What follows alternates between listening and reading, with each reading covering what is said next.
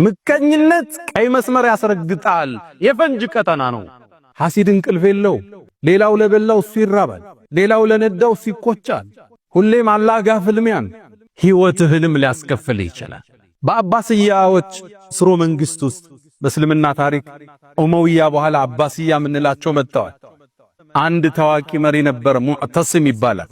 አሞሪያ የምትባለውን ከተማ ጦር አዘምቱ የከፈተ ትልቅ ንጉስ ነው። ታዲያ እሱ ዘንድ አንድ ገጠሬ ተወዳጅ ሆነ። ይቀርባል፣ ያጫውተዋል። ንጉሱ ወደደ፣ ያቀርበዋል። እሱን በጣም ሲያቀርበው የተመለከተ አንድ ሚኒስትር ይህን ሰው እንዴት ነው ከዚህ ማርቀው ብሎ ወሰነ።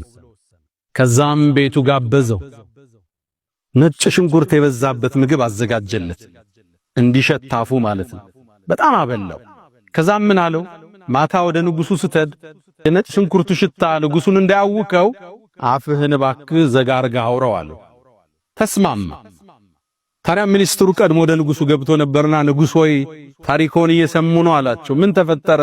ያ እኮ ብታመጣው ያን እንግዳ ሳያስፈቅድ የሚገባው የቅርብ ወዳጅ ንጉሱ አፉ ይሸታል እያለ ያወራ ነው አለው።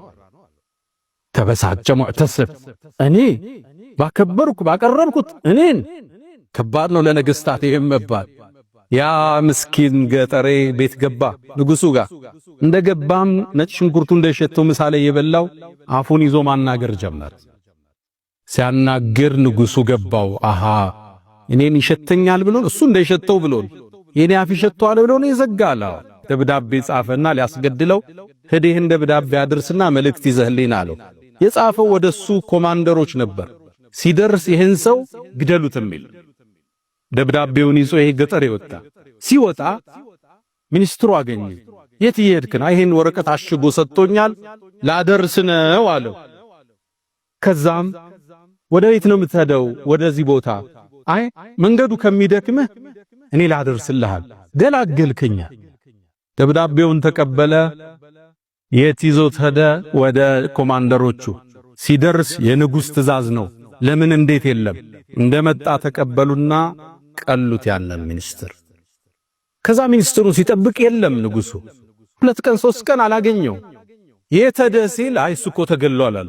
ማን ገደለው? የሆነ ደብዳቤ ይዞ ሄዱ። ደብዳቤውን ለሌላ እኮ ነው የሰጠው። አስጠራ ያን ገጠሬ። ደብዳቤው ስለ አድርስልሃል የሰጠውት። ከዛ ንጉሱ ጠረጠረ፣ የሆነ ነገር አለ። አንተ ለምን ነው ከተማ ላይ ስሜን ያጠፋለው? ምን ብለ አፉ ይሸታል ብለ? ንጉሶ ይርሶ ነው እኔ እኮ አፌን የዘጋሁት ለርሶ እሱ ያበላኝ ነጭ ሽንኩርት እንደሸተው። ከዛም አንድ ቃል አለ፣ ሊላሂ ደሩል ሐሰድ ማዕደለ በደአ ቢሳሒቢሂ ፈቀተለ። እንደ ሕስድ ፍትሃዊ ዳኛ የለም፣ በባለቤቱ ነው የሚጀምረው ፍርድ። በደአ ቢሳሒቢሂ ፈቀተለ። ሕስድ ሕይወትህን ያጠፋዋል፣ ሕይወትህን ያበላሸዋል።